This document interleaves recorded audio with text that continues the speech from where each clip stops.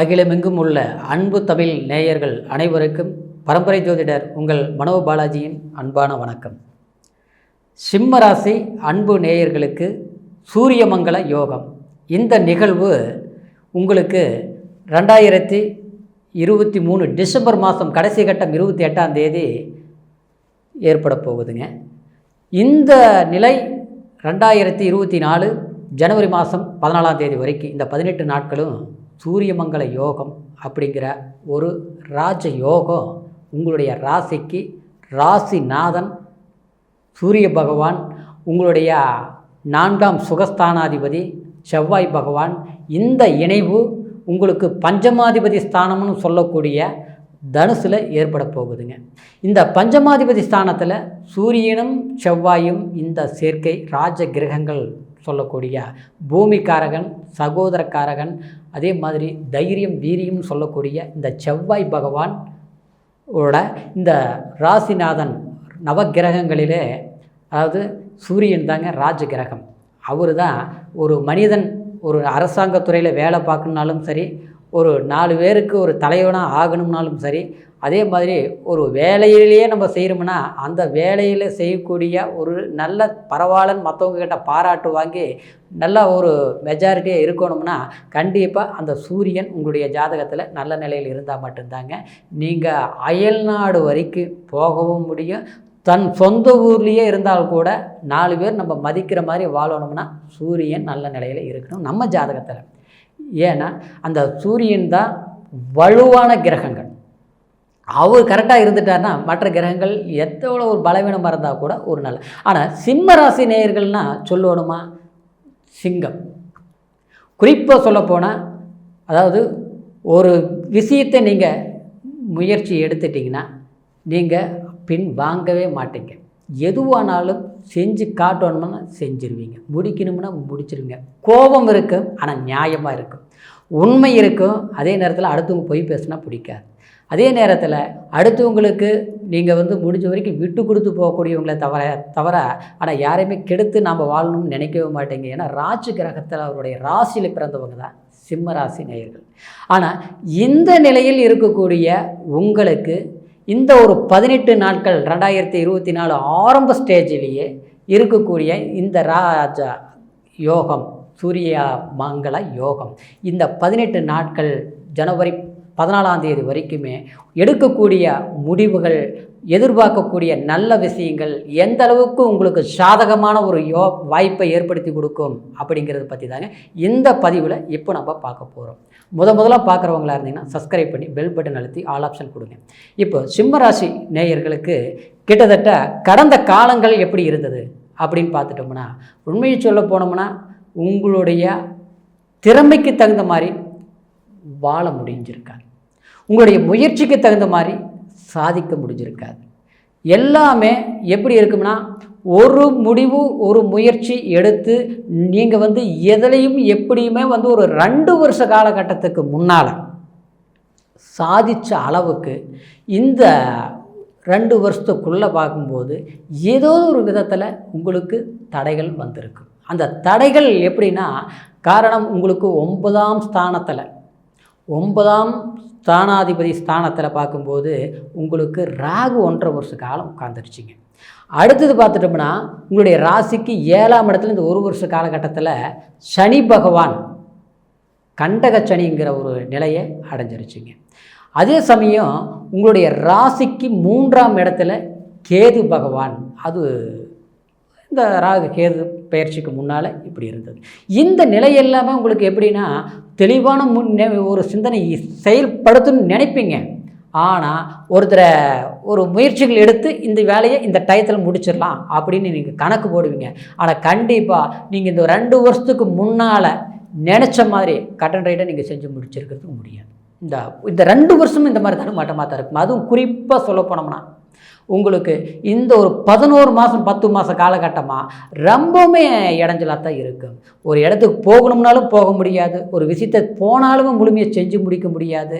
ஆக மொத்தத்தில் நாள் கணக்காக தடை, ஸ்டேட்டில் பார்த்தோம்னா வருட கணக்காக தடை.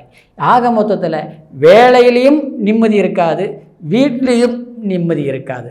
ஆக மொத்தம் இது செய்தாலும் எப்படி செய்யலாம், என்ன செய்யலாம், விடிய விடிய யோசிப்பீங்க. விடிஞ்ச பிறகு பார்த்தோம்னா நம்ம யோசிக்கிறது ஒன்றா இருக்கும், கடைசியில் நடக்கிறது ஒன்றா இருக்கும். இந்த மாதிரி சில தடைகள்ங்கிறத விட சில முயற்சிகள் நம்மளால் வெற்றியாக்க முடியல அப்படிங்கிற ஒரு நிலை ஏற்பட்டிருக்கும். அதே சமயத்தில் ஒரு ஏமாற்றங்கள் அதிகமாக சந்திச்சிருப்பீங்க. நீங்கள் யாருக்காக நீங்கள் உழைச்சிங்கோ, யார் நல்லா இருக்கணும்னு நீங்கள் நினச்சிங்களோ, அதாவது அது வந்து உறவு முறையிலையும் இருக்கலாங்க, அதே மாதிரி நீங்கள் ஒரு வேலை செய்கிற பக்கமும் இருக்கலாம். இது 2 விதத்துலையும் எடுத்துக்கலாங்க. நம்ம நட்புங்கிறது உறவுன்னா என்ன, பழக்க வழக்கமெல்லாம் எல்லாமே ஒன்று தான். ஆனால் யாருக்கிட்ட வந்து நம்ம கரெக்டாக நம்பிக்கை, நியாயம், நேர்மையாக இருக்கணும்னு நினச்சி நீங்கள் கரெக்டாக இருந்தாலும் பல வருஷங்கள் நீங்கள் நல்லா இருந்திருக்கலாம். கடந்த காலத்தில் எல்லாமே வந்து நான் ஒரு 5 வருஷமாக நல்லா இருந்தேன், 10 வருஷ காலகட்டமாக நான் கரெக்டாக இருந்தேன். ஆனால் இந்த ஒரு வருஷத்துக்குள்ளே எல்லாமே எல்லாம் பிரிக்கிற மாதிரி ஆகிப்போச்சு, பிரிவுகள் ஏற்பட்டு போச்சு. முதல்ல இருந்த அந்த உறவில் கலகம் ஏற்பட்டது.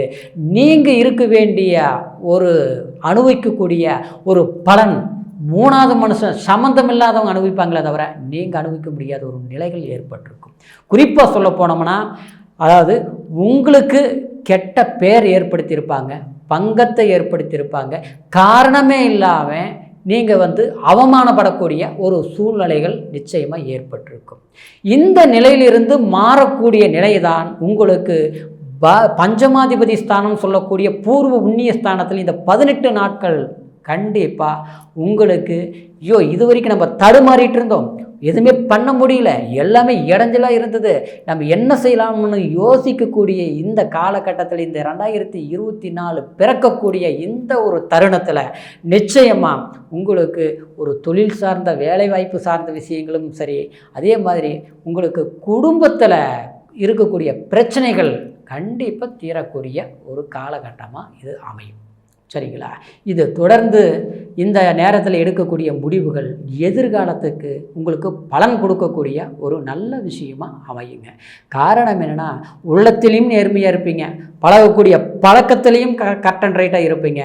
ஆனால் உங்களுக்கு வர்றது போகாமல் தேவையில்லாத சிக்கல், எதிர்மறையான ஒரு சிந்தனைகள் இவங்க தான் உங்கள் கூட சேர்ந்து உங்களை குழப்பி விட்டு கடைசியில் உங்களுடைய மன நிம்மதியை கெடுத்துட்டு போகிற அளவுக்கு 3வது மனிதனுடைய இடையூறுகள் கடந்த காலத்தில் சந்திச்சிருப்பீங்க. அதிலிருந்து கண்டிப்பாக ஒரு ஆதாயத்தை, லாபத்தை, நன்மைகள் வரக்கூடிய ஒரு வாய்ப்புகள் ஏற்படும். அதே மாதிரி குடும்ப சூழ்நிலையில் பார்த்தோம்னா, கணவன் மனைவிக்குள்ளே தேவையில்லாத குழப்பங்கள் வந்திருக்கும்.